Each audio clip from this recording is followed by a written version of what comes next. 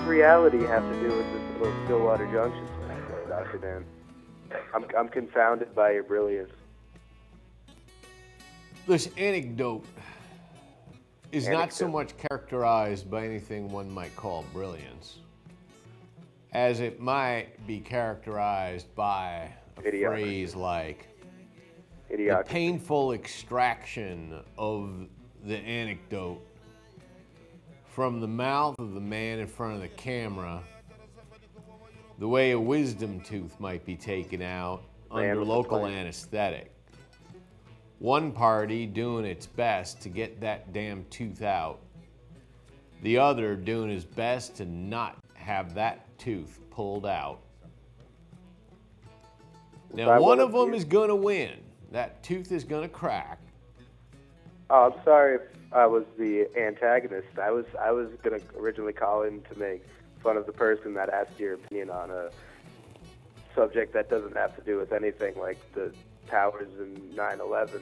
I was going to make fun of him and then tell you to tell your story and implore you to get to the point, because I am very interested in what this Stillwater Junction has to do with reality and the mountain.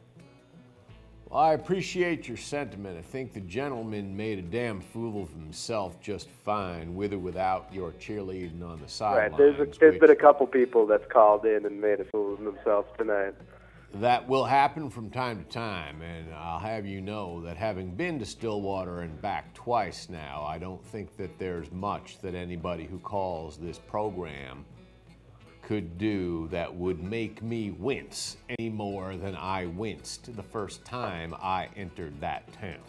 Right, you probably have some trouble getting to sleep at night because of the viewers that have made themselves out to be idiots on your show. I winced so hard on entering Stillwater Junction that I permanently creased the muscles between my shoulder blades.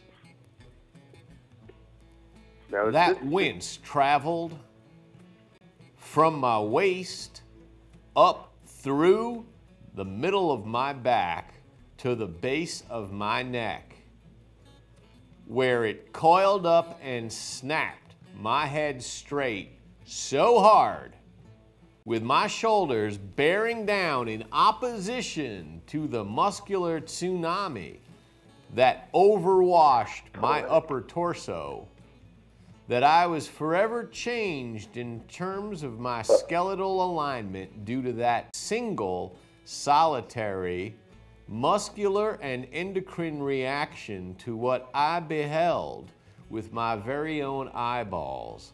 Had my optic nerves at that point refused to carry what was surely the most offensive information ever to be transmitted along that biological neural pathway, then surely I would have been saved. Saved like the Lord Himself would have saved all of us and cleansed us of our sins. But no, it was not to be. Instead, I was cast deep into a pit so dark and dismal and so isolated and alone as my eyeballs fell upon a single solitary scene upon the entrance to that village, or at this stage, encampment, if you will, that I, yours truly, sitting here presenting this tale, could actually tell you in retrospect, in the stark glaring light of the analytical memory to which we subject all of our past experiences and assimilate them into the great chain of being, that before I was able to actually understand what it is that had cast a shadow upon my soul so hard that my very being was wrenched from my mind, placed in a small pickle jar, sealed up with a rubber gasket, and forever stored in a deep, dark, cool dungeon, never to see the light of day again. What is it? What is it, Dr. Dan? What was that thing? That was one huge mother of a wince. What made you wince that hard, Dr. Dan?